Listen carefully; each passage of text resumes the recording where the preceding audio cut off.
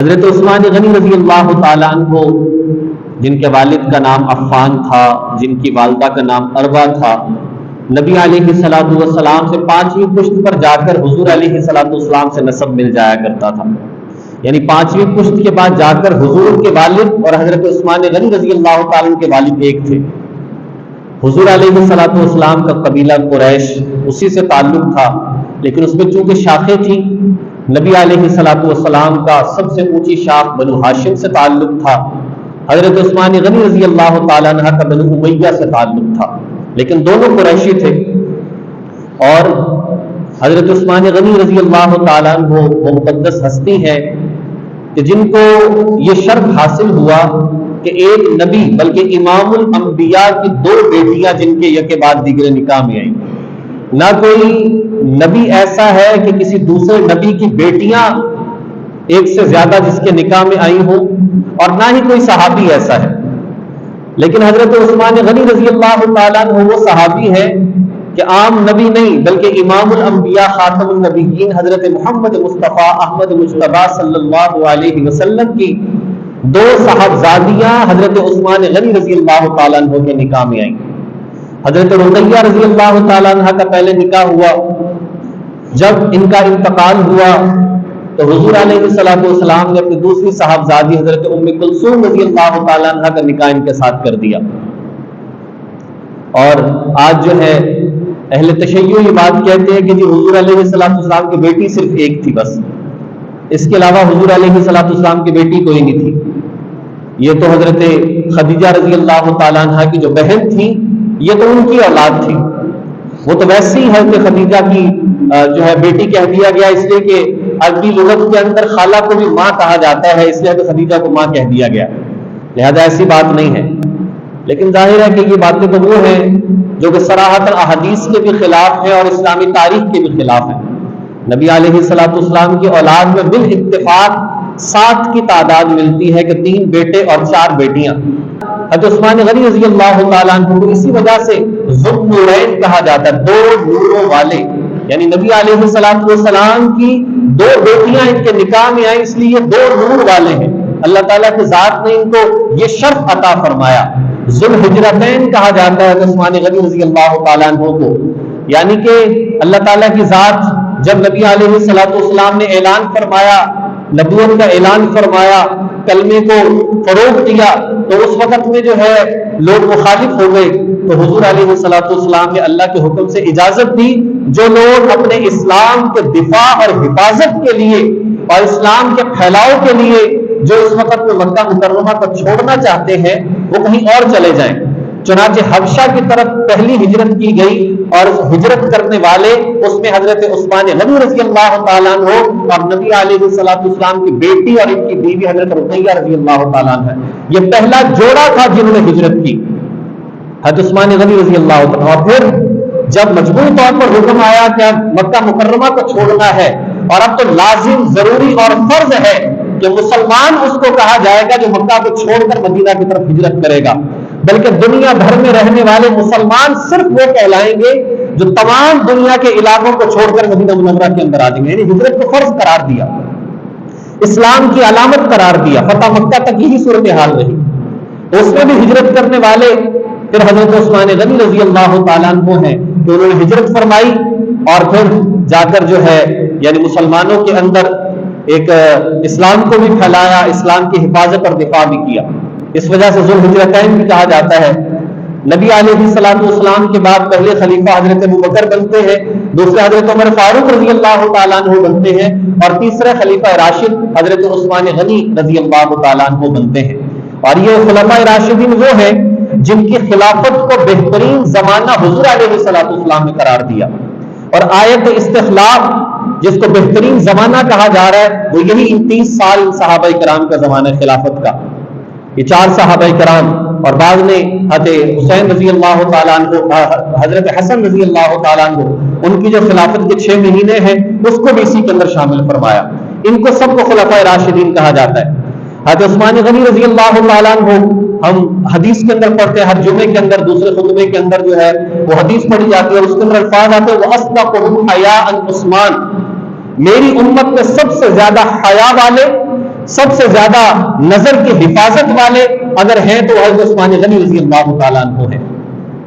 فرمایا کہ یہ ہستی وہ ہے جسے آسمان کے فرشتے تک حیا کرتے ہیں۔ نبی علیہ الصلوۃ والسلام گھر میں تشریف فرما ہے، ٹیک لگا کر بیٹھے ہیں، حضرت ابوبکر صدیق رضی اللہ تعالیٰ عنہ آتے، آپ ایسے بیٹھے رہتے، دستک ہوتی ہے جی کون آیا، جی ابوبکر آئے ہیں، تو آپ ایسے بیٹھے ہیں اور آپ کا تہبند مبارک جو ہے وہ تھوڑا سا پاؤں سے اوپر ہے، گھٹنے کے قریب ہے، تو آپ بیٹھے اسی طریقے سے، دوبارہ پتہ چلتا ہے جی کون آیا، جی حضرت عثمان رضی اللہ تعالیٰ عنہ، تو آپ سیدھے ہو کر بیٹھ جاتے ہیں اور اپنی چادر کو ٹھیک کرتے ہیں، پھر حضرت عثمان کو بلاتے ہیں اور پھر فرماتے کہ یہ وہ ہستی ہے جس سے اللہ کے فرشتے بھی حیا کرتے ہیں، تو میں کیوں نہ اس سے حیا کروں۔ حضرت عثمان غنی رضی اللہ تعالیٰ عنہ کے بارے میں آتا ہے، کہتے ہیں کہ جب سے میں نے اپنا دایاں ہاتھ رکھ کر حضور کے ہاتھ پر اسلام قبول کیا، اس وقت سے لے کر آج تک میں نے اپنے اس ہاتھ کو شرمگاہ کے ساتھ نہیں لگایا، میں نے اس کے لیے ہمیشہ یعنی اس قدر اہتمام۔ اور پھر وہی ہاتھ تھا جب بیعت رضوان کا موقع آتا ہے تو نبی علیہ الصلوۃ والسلام نے فرمایا کہ میں اپنے دائیں ہاتھ کو حضرت عثمان کا ہاتھ قرار دیتا ہوں، اتنا اونچا مرتبہ اور مقام عطا فرمایا حضرت عثمان غنی رضی اللہ تعالیٰ عنہ۔ نبی علیہ الصلوۃ والسلام جب اسلام پھیل رہا ہے اور اس وقت میں مسلمانوں کو ضرورت ہے، ہر حوالے سے ضرورت ہے، جہاں پر غلامی کا سلسلہ، آج لوگ یہ بات اعتراض کرتے ہیں کہ جی یہ کیا ہے، جی اسلام کے اندر غلاموں کا سلسلہ تھا، اسلام کے اندر مرد عورتوں کو خرید و فروخت کیا جاتا تھا، اور بہت بڑا اس کو اعتراض سمجھا جاتا ہے، اور غیر مسلم اس کا اعتراض کرتے ہیں کہ جی یہ کیا بات ہے کہ مسلمان انسانوں کو خرید و فروخت کیا کرتے تھے۔ حالانکہ اگر اس بات کو دیکھا جائے، اسلام نے اور مسلمانوں نے غلاموں اور لونڈیوں کی خرید و فروخت کا سلسلہ شروع نہیں کیا، آہستہ آہستہ ختم کیا، یہ تو پہلے سے چلا آ رہا تھا۔ اور جیسے جانوروں کی خرید و فروخت ہوتی ہے، اس انداز سے انسانوں کی خرید و فروخت ہوا کرتی تھی۔ بعد میں اسلام نے تو حقوق بتائے، قرآن پاک تو حقوق بتاتا ہے، یہ مت سمجھو کہ جو آزاد مرد و عورتوں کے ان کا نکاح کیا جائے، بلکہ جو غلام مرد و عورتیں ان کے بھی نکاح کیے جائیں، ان کے طلاق کے احکامات یہ ہوں گے، ان کے مہر کے احکامات یہ ہوں گے، اور ان کے آپس میں حقوق و فرائض یہ ہوں گے۔ یہ اسلام واضح کر رہا ہے، یہ اسلام واضح کر رہا ہے۔ اور اس نے فضیلتیں کیوں بیان فرمائی؟ کہا کہ جو غلام اگر قسم کھا لیتا ہے تو کفارہ ادا کرنا تو غلام آزاد کرو، جو زہار کر لیتا ہے اگر کفارہ ادا کرنا ہے تو غلام آزاد کرو، یعنی بات بات پر غلام آزاد کرو تاکہ آزادی کو فروغ دیا جائے۔ جس کو لونڈی بنا لیا گیا، اگر اس کی اولاد پیدا ہو گئی تو قدرتی طور پر اس کو آزاد سمجھا جائے گا۔ یہ اسلام تعلیمات دے رہا ہے، یہ پہلے تو نہیں تھی۔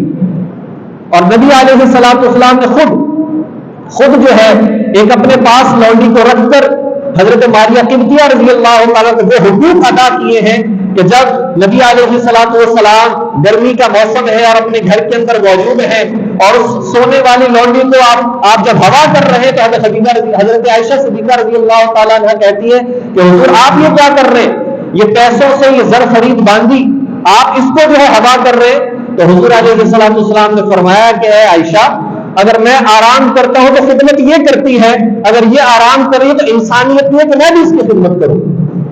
یعنی کس قدر حقوق کو ادا کیا جا رہا ہے۔ تو اسلام نے تو یہ درس دیا ہے، اسلام نے تو یہ تعلیمات دی ہیں۔ تو حضرت عثمان غنی رضی اللہ عنہ ہر جمعے کو اتنا اللہ نے پیسہ دیا تھا، پھر بتا دیا کہ آج انسان یہ سمجھے کہ مالداری انسان کو گمراہ کر دیتی ہے، مالداری انسان کو جنت سے دور کر دیتی ہے، مالداری جو ہے وہ انسان کو فکر فساد کے اندر مبتلا کر دیتی ہے۔ فرمایا ہرگز نہیں، ہرگز نہیں۔ اگر یہ مالداری شریعت کے طریقے کے مطابق ہے، اگر یہ مال کا خرچ کرنا اور مال کا جمع کرنا اسلامی اصولوں کے مطابق ہے، تو یہی مالداری آپ کو جنت تک پہنچا سکتی ہے، یہی مالداری اللہ تعالیٰ کا قرب آپ کو عطا کر سکتی ہے۔ حضرت عثمان غنی رضی اللہ تعالیٰ عنہ ایک موقع وہ آ جاتا ہے کہ جی مسجد نبوی لوگ بڑھ چکے ہیں، تعداد زیادہ ہو چکی ہے، اور اس وقت میں حضور چاہتے ہیں کہ مسجد کی توسیع کی جائے، مسجد کو بڑھایا جائے، اور ساتھ کی زمین موجود ہے، خالی ہے، پلاٹ موجود ہے، لیکن کون ہے جو اس کے لیے پیسہ دے گا؟ حضرت عثمان غنی رضی اللہ عنہ اس بات کا سننا تھا، فوراً ساتھ کی جگہ کو خریدا اور کہا کہ یا رسول اللہ صلی اللہ علیہ وسلم، میں اس جگہ کو خرید کر مسجد کے لیے وقف کرتا ہوں۔ اور حضور علیہ السلام نے فرمایا کہ عثمان آج سن لو کہ تم جنتی ہو۔ حضور علیہ السلام نے اس بنیاد پر جنت کی بشارت عطا فرما دی۔ تو مال و دولت کے ساتھ دنیا تک رہتی دنیا تک مسجد نبوی میں رہنا ہے، بلکہ اللہ تعالیٰ کی ذات میں جنت کا حصہ اس کو بنا دینا ہے. لیکن مسجد نبوی میں عبادت کرنے والے جتنے عبادت قیامت تک کرتے رہیں گے اس کا اجر حضرت عثمان غنی رضی اللہ تعالیٰ کو جاتا رہے گا. کتنی بڑی نیکی کی ہے. یہ پیسے کے ساتھ فائدہ حاصل کیا، یہ پیسے کے ساتھ جنت کو دنیا کے اندر حاصل کر لیا. نبی علیہ الصلوۃ والسلام صحابہ کرام میں کام کر رہے ہیں، مسلمان اسلام قبول کرتے ہیں، لیکن پانی کی دقت بہت زیادہ ہے، پانی کی پریشانی بہت زیادہ ہے. ایک یہودی جس کے پاس کنواں تھا بیر رما، جو کہ میٹھے پانی کا کنواں تھا. عرب کے اندر تو میٹھا پانی نہیں ہے، وہاں پر جی میٹھے پانی کا کنواں ہے. تو حضرت عثمان غنی رضی اللہ تعالیٰ عنہ سنتے ہیں کہ نبی علیہ الصلوۃ والسلام نے فرمایا جو شخص مسلمانوں کے لیے پانی کا بندوبست کرے گا اس کو میں جنت کی بشارت دیتا ہوں. حضرت عثمان غنی رضی اللہ تعالیٰ عقل سے بھی کام لیا اور اس نعمت کو بھی جانے نہیں دیا، اس بشارت کو بھی جانے نہیں دیا، اور اس یہودی سے جا کر معاہدہ کرتے ہیں کہ بتاؤ میں تم سے یہ کنواں خریدنا چاہتا ہوں، کتنے میں بیچتے ہو. تو اس نے اپنی عقل مندی سے کام لیا. یاد رکھیں اللہ تعالیٰ اسلام کی وجہ سے جو عقل عطا فرماتا ہے غیر مسلم کبھی عقل مند نہیں ہو سکتا. یہ کیسی عقل مندی ہے کہ انسان دنیا بہت کمائے، مالداری بہت حاصل کرے، ٹیکنالوجی میں بہت ترقی کر لے، لیکن اپنے خالق کو جو نہ پہچان سکا وہ کیسا عقل مند ہے. جو اپنے پیدا کرنے والے کو نہ پہچان سکا یہ عقل مندی کیسی کام کی. جو اپنی زندگی کے مقصد کو نہ پہچان سکا یہ عقل مندی کس کام آئے گی. یہ تو عقل مندی نہیں ہے. تو حضرت عثمان غنی رضی اللہ تعالیٰ کا کنواں میں خریدنا چاہتا ہوں، بتاؤ کتنے پیسے مانگتے ہو. تو اس نے بہت پیسہ مانگا اپنی طرف سے. تو حضرت عثمان غنی اور پھر کیا کہنے لگا، اس نے کہا کہ کنواں بیچتا ہوں لیکن آدھا کنواں بیچوں گا. آدھے کنویں سے مراد یہ ہے کہ ایک دن جہاں آپ چاہیں گے پانی وہاں استعمال ہوگا اور ایک دن یہ میرے پاس رہے گا، میں پانی فروخت کروں گا. تو حضرت عثمان نے فرمایا کہ مجھے منظور ہے. کنواں خرید کر منہ مانگی قیمت ادا کر کے اور پھر ارشاد فرمایا کہ اے مسلمانوں یہ کنواں مسلمانوں کے لیے وقف ہے. اور جس طرح حضرت عثمان غنی رضی اللہ تعالیٰ عنہ کا دن ہوا کرتا تھا اسے مسلمان غیر مسلم سب کے لیے یہ آزادی ہوا کرتی تھی کہ جتنا مرضی پانی بھر لیں. جیسے آج ہم پانی بھرنے کے لیے جاتے ہیں اور پھر جی کین بھر کے لے آئے، 2-3 دن چل رہا ہے، تو لوگ بھی ایسے ہی کرتے اپنی مشقیں بھر کے لے آیا کرتے کہ 2 دن چل رہا ہے. یہودی کا جس دن ہے تو خریدنے نہیں آتا تھا پانی، تو اس نے کہا عثمان یہ بھی بیچتا ہوں، یہ بھی لے لو، اور بہت تھوڑے پیسے میں اس نے بیچ دیا. مجبور ہو کر کے میں کیا کروں یہاں پر. تو عثمان غنی رضی اللہ تعالیٰ نے یہ کام کیا. عثمان غنی رضی اللہ تعالیٰ کا باغ تھا، اسے اسلام کے لیے قربان کر دیا. آج بھی جو حضرت عثمان غنی رضی اللہ تعالیٰ نے دنیا سے جب گئے، جو مال و دولت آپ کے پاس تھا اس مال و دولت کو چونکہ ایک لوگوں کے لیے وقف کر کے گئے، حضرت عثمان غنی رضی اللہ تعالیٰ عنہ کو وہ جو پیسہ اور مال و دولت تھی اس کے ساتھ آج بھی مدینہ منورہ کے اندر حضرت عثمان غنی کے نام کا اکاؤنٹ کھلا ہوا، اور وہاں سے کیا ہے، وہاں سے غریبوں کی امداد کی جاتی ہے، وہاں سے رفائی کام کیے جاتے ہیں. حضرت عثمان دنیا سے چلے گئے لیکن اپنے مال و دولت کے ساتھ کیا کچھ کر کے گئے، کیا کچھ کر کے گئے. تو مال و دولت انسان کو کبھی اللہ کی رضا سے پیچھے نہیں کرتا. مال و دولت کبھی انسان کو گمراہی تک نہیں جانے دیتا. بھائی مال و دولت ہوگا تو حج جیسی عظیم عبادت کریں گے، مال و دولت ہوگا تو زکوٰۃ ادا کر سکتے ہیں، لیکن یہ ہے کہ انسان جائز اور حلال جگہ سے حاصل بھی کرے اور جائز حلال جگہ پر خرچ بھی کرے. یہ انسان کی ذمہ داری ہے. باقی کسی کے پاس زیادہ ہونا کم ہونا یہ اللہ کی تقسیم ہے، لیکن ایسا ہو انسان اس مال و دولت کے چکر میں پڑ کے اور پھر اپنے اسلام کی دولت کو گوا دے تو یہ کوئی سمجھداری نہیں ہے. حضرت علی رضی اللہ تعالیٰ عنہ فرمایا کرتے تھے ہم اللہ کی تقسیم پر بہت راضی ہیں. اللہ تعالیٰ کی تقسیم ہے کہ اللہ نے ہم مسلمانوں کو علم عطا فرمایا، قرآن کی فہم عطا فرمائی، حدیث کا فہم عطا فرمایا، نبی علیہ الصلوۃ والسلام کی سیرت آپ کی زندگی کی سمجھ ہمیں عطا فرمائی. فرمایا کہ رضینا قسمت الجبار فینا، ہم اللہ کی تقسیم پر بہت راضی ہیں. لنا علم وللجہال مالی، ہمیں اللہ کی ذات نے علم دیا اور جاہلوں کو مال دولت عطا فرمایا. تو اگر مال دولت علم کے ساتھ ہو تو بہت اچھی بات، پھر تو انسان اس علم کے مطابق حاصل بھی کرے گا، اس کو خرچ بھی کرے گا، تو انسان کو فائدہ ہی فائدہ ہے. حضرت عثمان غنی رضی اللہ تعالیٰ عنہ مالداری بہت زیادہ، آج ہمارے اندر پیسہ آ جائے تربیت نہ ہو، مال دولت آ جائے علم نہ ہو، عمل نہ ہو، تو آج انسان کے اندر تکبر آ جاتا ہے. انسان مغربیت کو جدت کی بنیاد پر اپنانا شروع کر دیتا ہے. لیکن حضرت عثمان غنی رضی اللہ عنہ چاہے کہاں تک پہنچ گئے، لیکن حضور علیہ السلام کے کسی چھوٹے سے طریقے کو اپنی زندگی سے جانے نہیں دیا. صلح حدیبیہ کا موقع آ رہا ہے, نبی علیہ السلام نے اپنا جو ہے قاصد بنا کر بھیجا کہ جاؤ جا کر مکہ والوں سے بات کرو. حضرت عثمان غنی رضی اللہ تعالیٰ عنہ جب جاتے ہیں تو صحابہ نے کہا کہ اے عثمان اپنے تہمت کو ذرا نیچے کر لو. قریش کا عرب کا طریقہ یہ ہے کہ وہ اتنا اونچا تہمت نہیں رکھتے, وہ تو نیچا تہمت رکھتے ہیں. آپ نے اتنا تخموں سے اوپر چڑھایا ہوا ہے تو لوگ کیا سمجھیں گے. حضرت عثمان غنی رضی اللہ تعالیٰ عنہ کہنے لگے کہ میں نے جس کی وجہ سے اس تہمت کو اوپر کیا ہے, اس عظیم کے اس طریقے کی وجہ سے ان احمقوں کا طریقہ نہیں اپنا سکتا. میں میرے نبی کی سنت ہے ٹخنوں کو ننگا رکھنا, میرے نبی کی سنت ہے شلوار کو چادر کو ٹخنوں سے اوپر رکھنا. میں کیسے ان احمقوں کی وجہ سے اپنی جو ہے نبی کی سنت کو چھوڑ دوں. ہماری یہ قبول نہیں ہو سکتا. وضو کیا اور وضو کے بعد مسکرائے. کسی نے کہا جی کہ مسکرانے کی وجہ, کہا کہ میں نے اپنے نبی صلی اللہ علیہ وسلم کو ایک مرتبہ دیکھا, آپ نے وضو فرمایا اور آپ مسکرائے, تو میں نے سوچا کہ حضور کا اس طریقے پر بھی عمل ہو جائے. یہ کیسے صحابہ کرام, کیسی عظیم ہستیاں. آج لوگ کہیں جی یہ وہ لوگ تھے جنہوں نے اسلام کے اندر خیانت کر دی ہے, یہ وہ لوگ تھے جنہوں نے اسلام کو صحیح طریقے سے محفوظ نہیں کیا. ایسے تھوڑا ہے. نبی علیہ السلام نے بھی فرما دیا, فرمایا لکل نبی رفیق, ہر نبی کو اللہ کے ذات جنت میں ایک دوست عطا فرمانا ہے. ورفیقی فی جنت عثمان بن عفان, جنت میں میرا اگر کوئی دوست ہوگا تو حضرت عثمان غنی رضی اللہ تعالیٰ عنہ ہوں گے. یہ کس بنیاد پر اتنی بات ارشاد فرما دی کہ حضرت عثمان نے اپنی قربانیاں پیش کی ہیں. حضرت عثمان نے تن من دھن قربان کیا ہے اسلام کے لیے, سب کچھ قربان کر دیا اسلام کے لیے. تو آج ہمیں ضرورت ہے اس بات کی, ان مقدس ہستیوں کی زندگی کو پڑھا جائے, اس تاریخ سے ہماری واقفیت ہو. اسی مہینے کی 18 تاریخ کو حضرت عثمان غنی رضی اللہ تعالیٰ عنہ 35 ہجری کے اندر انہیں شہید کر دیا گیا. حضرت عثمان غنی ٹائم کم ہے, حضرت عثمان غنی رضی اللہ تعالیٰ کی شہادت کو اگر پڑھا جائے تو آپ بڑی بڑی شہادتوں کو بھول جائیں گے.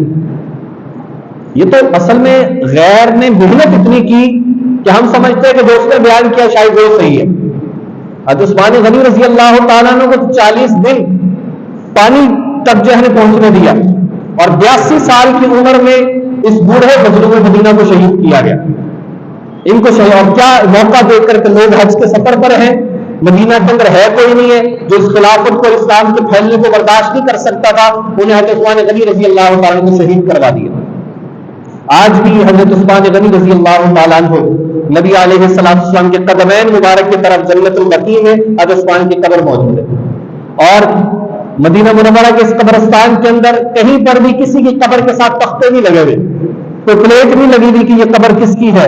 حضرت عثمان غنی رضی اللہ تعالیٰ کی قبر کے ساتھ باقاعدہ لکھا ہوا ہے کہ عثمان بن عفان رضی اللہ تعالیٰ عنہ کی قبر, کیونکہ وہاں پر کوئی نشانی علامات ختم کر دیتے ہیں. تو الگ بات ہے کہ وہاں پر پہرے داری ہے, ساری چیزیں ہیں, لیکن اللہ تعالیٰ کی ذات نے ان نشانیوں کو آج بھی زندہ رکھا.